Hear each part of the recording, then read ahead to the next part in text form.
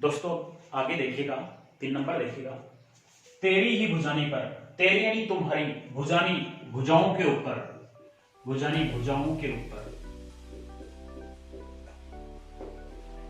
भूतल पृथ्वी, भूमि, भार, भार यानी होता है वजन। देखिएगा, कवि भूषण कहते हैं कि हे शिवाजी, तेरी ही भुजाओं के ऊपर इस पृथ्वी का वजन है या भार है वह टिका हुआ है, अर्थात आपने ही इस भूमि का जो वजन है उसे ग्रहण कर रखा है। कहिबे कहने के लिए शेषनाग, कहने के लिए शेषनाग, कहने के लिए शेषनाग, दिगनाग हाथी, हाथियों, कहने के लिए शेषनाग, दिगनाग हाथी, हिमाचल यानी हिमालय ने इस धरती का वजन है वह वहन कर रखा है, लेकिन ऐसा नहीं है। वास्तविक रूप से आपने ही इस धरती का वजन है वह वहन कर रखा है। आगे देखो, कुछ करतार, सॉरी 13 अवतार, अवतार यानी जन्म, तुम्हारा जन्म जग पोषण भरणहार, हे शिवाजी तुम्हारा जन्म इस संसार में लोगों की सहायता करने के लिए हुआ है, लोगों का लालन पालन करने के लिए तुम्हारा जन्म इस संसार में हुआ है, लालन पालन भरण पोषण करने के लिए हुआ है। कछु करतार, करतार यानी कार्य, कछु यानी कुछ भी, इस कार्य में न मधि अमल, इस कार्य में ईश्वर का किसी भी प्रकार से कोई मूल्य नहीं है, महत्व नहीं है, यानी जो भी कार्य कर रहे हैं वो आप कर रहे हैं, इसमें ईश्वर की कोई भी सहभागिता नहीं है। साही शिवाजी, तने आपने सर्जा उपाधि, समर्थ समर्थ शिवराज शिवाजी। देखिएगा, साही तने सर्जा, हे शिवाजी आपने सर्जा की उपाधि धारण कर रखी है, हे शिवाजी आपने सर्जा की उपाधि धारण कर रखी है, समर्थ समर्थ, और आप प्रत्येक कार्य करने में समर्थ हैं, सक्षम हैं। शिवराज शिवाजी कवि, हे शिवाजी आप एक अच्छे कवि भी हैं। उसके बाद में भूषण कहत, कवि भूषण कहते हैं जीवो यानी जीना, तेरो यानी तुम्हारा, सफल यानी अच्छा। कवि भूषण कहते हैं कि हे शिवाजी सभी राजाओं में जीना है, जिंदगी जीवन यापन करना है वह आपका ही सबसे अच्छा है, अर्थात आप बहादुर हैं, बलशाली हैं, ताकतवर हैं, कभी किसी से डरते नहीं हैं, निडर हैं, आपका ही जीना सभी राजाओं में अच्छा है। उसके बाद में देखिएगा, तेरो करबाल, करबाल का अर्थ तलवार, तलवार, करेणी करती है, मलेच्छन का होता अत्याचारी मुगल, काल यानी मृत्यु का, मृत्यु। हे शिवाजी यही नहीं, आपकी जो तलवार है वह जो अत्याचारी जो मुगल है उन मुगलों का अंत करती है।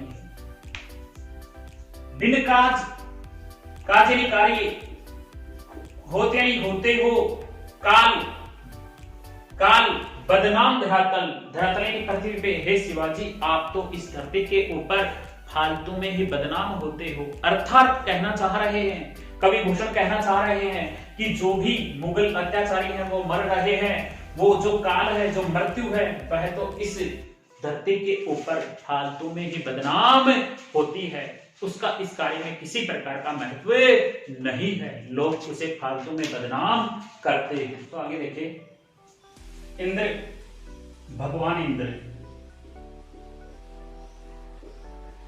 भगवान इंद्र, जंभ, जंभासुर, दैत्यथाई।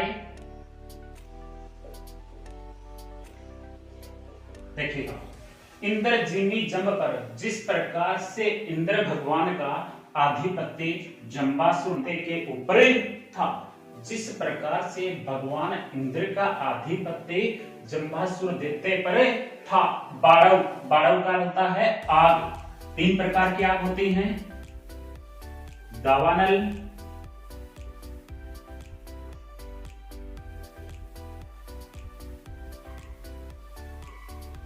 बड़वाग्नि, तीसरी उक्ति है जठराग्नि। तीनों का अर्थ समझिए। दावानल, जंगल में लगी हुई आग।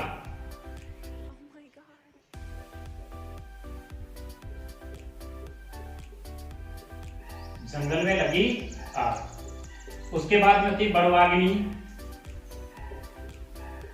समुद्र में लगी हुई आग। जठराग्नि, पेट में लगी हुई आग।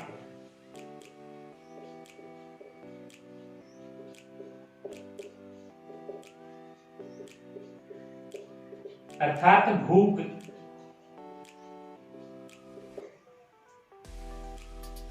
बारव, बारव का अर्थ है बड़वाग्नि यानी समुद्र में लगी हुई आग। अंब का अर्थ है जल। जब समुद्र में आग लगती है तो समुद्र का जो पानी है वह भयभीत हो जाता है। किसके कारण से? समुद्र में लगी हुई आग के कारण से। यानी समुद्र का पानी है वह किससे भयभीत होता है? बारव से, समुद्र में लगी हुई आग से। आगे देखिएगा, रावण, संदर्भ, संदर्भ का अर्थ होता है अहंकारी, घमंडी। रावण था वह बहुत अहंकारी था, लेकिन रघुकुल राज यानी रघुकुल वंश के राजा श्री राम, रघुकुल वंश के जो राजा श्री राम थे उनसे वह भयभीत होते थे, उनसे वह डरते थे। आगे है पौन, पौन का अर्थ है हवा। वारिवाह का अर्थ है बादल, बादल।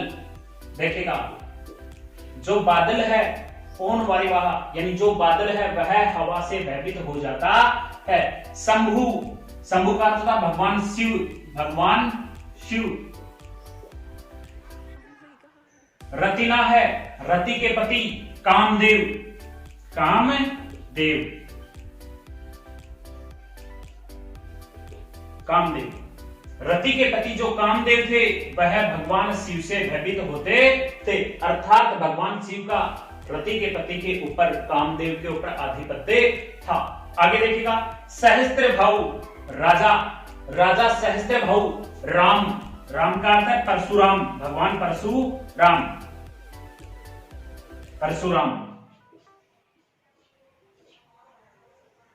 ब्राह्मण था लेकिन उसका जो आधिपत्य था वह राजा सहस्त्रभाऊ के ऊपर था। अर्थात राजा सहस्त्रभाऊ था वह किससे भयभीत होता था? परशुराम से। आगे देखिएगा, दावा, दावा का अर्थ होता है दावानल, जंगल में लगी हुई आग। द्रुम दंड, वृक्षों का समूह है, वृक्षों का समूह है। देखिएगा क्या कहना चाह रहे हैं थोड़ी। जो वृक्षों के जो समूह है, पेड़ पौधे हैं, वह किससे भयभीत होते हैं? जंगल में लगी हुई आग से। अर्थात उनके ऊपर किसका आधिपत्य है? दावा यानी दावानल का आधिपत्य है। चिता, मृगझुंड, मृगझुंड का अर्थ होता है हिरणों का समूह है, हिरणों का समूह है। जो हिरणों का जो समूह है वह किससे भयभीत होता है? चिता से भयभीत होता है। उसके बाद में वितुंड, वितुंड का अर्थ होता है हाथी, हाथी या हाथियों का समूह। मृगराज, शेर से, सिंह से।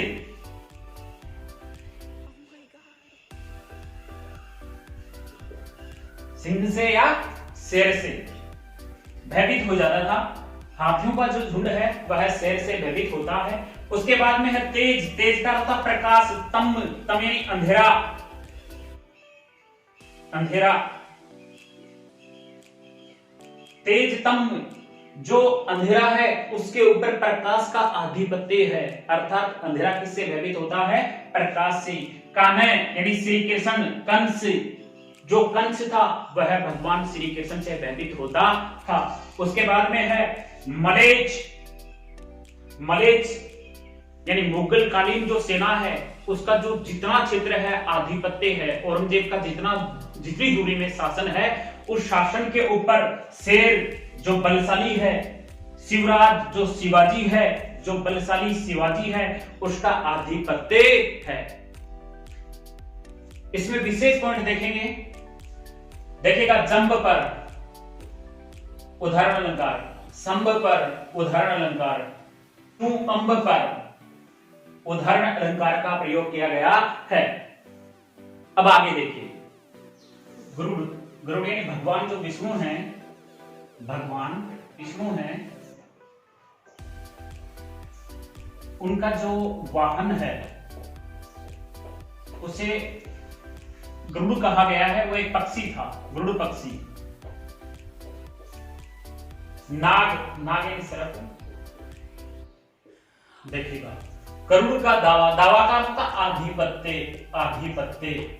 जैसे नाग के समूह पर जिस प्रकार से भगवान विष्णु का जो वाहन है, गरुड़ पक्षी है, उसका आधिपत्य है, वह सर्पों के समूह के ऊपर है। अर्थात जो सर्प हैं, सांप हैं, वह गरुड़ पक्षी से भयभीत हो जाते हैं। आगे देखिएगा, दावा आधिपत्य नागजोहू हाथियों पर। नागजोहू का अर्थ होगा हाथियों के समूह पर। सिंह शेर, सिरताज शक्तिशाली।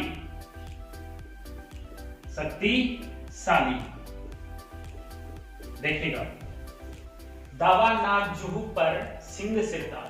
जो शेर है वह बहुत शक्तिशाली है। उस शेर का आधिपत्य जो नागजोहू, जो हाथियों का जो समूह है, उस हाथियों के समूह के ऊपर शक्तिशाली शेर का आधिपत्य है, होता है।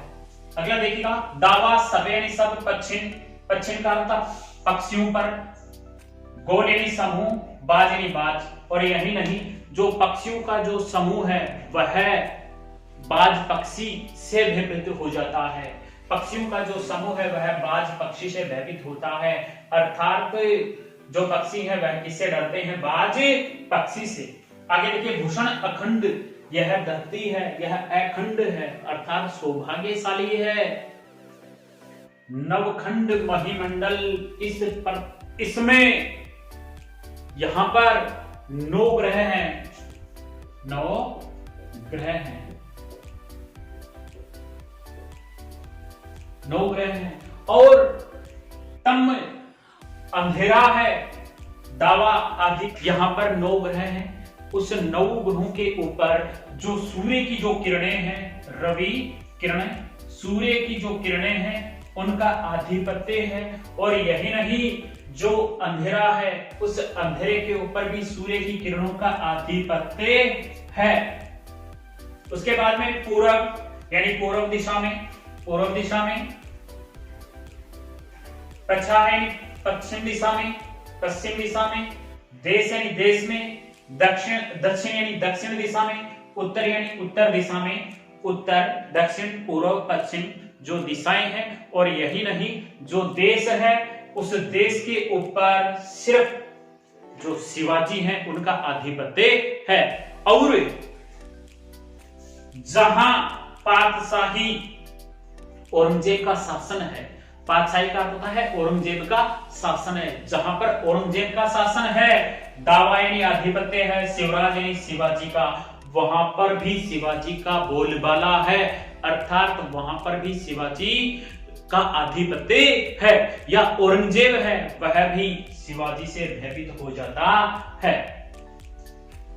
अब इस पूरे पाठ में जो भी विशेष बिंदु हैं उनके बारे में हम जानेंगे कि किस रस का प्रयोग किया गया है, शब्द शक्ति कौन सी है, शैली कौन सी है, और अन्य अलंकार कौन से हैं। ये सब भाषा, ब्रज भाषा का प्रयोग किया गया है।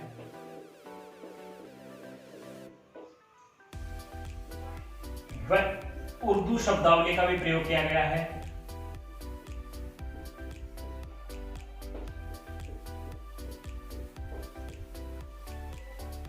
उसके बाद में देखिए गुण, ओज गुण का प्रयोग किया गया है। इधर देखिए रस, देखिए अगला वीर रस का प्रयोग। रीति, रीति में देखेंगे तो रीति में गौड़ी रीति का प्रयोग किया गया है, गौड़ी रीति। उसके बाद में छंद, कवित्त छंद का प्रयोग, कवित्त छंद का प्रयोग। उसके बाद में शैली देखें, अतिशयोक्ति शैली व वीरतापूर्ण शैली।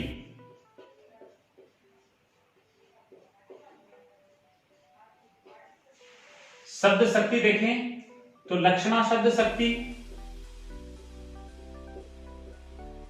व व्यंजना।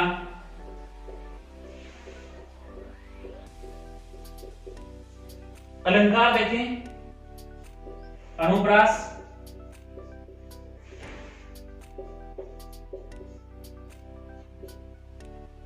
उपमा,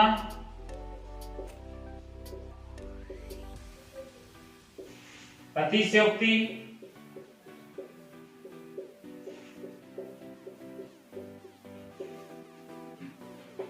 उदाहरण,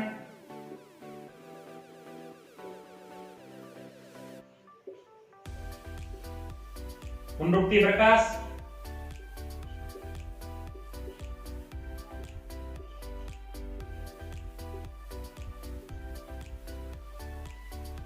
इत्यादि अलंकारों का प्रयोग किया गया है। दोस्तों, अगर मेरा वीडियो अच्छा लगा है तो प्लीज लाइक, सब्सक्राइब, कमेंट जरूर करें। बहुत बहुत धन्यवाद।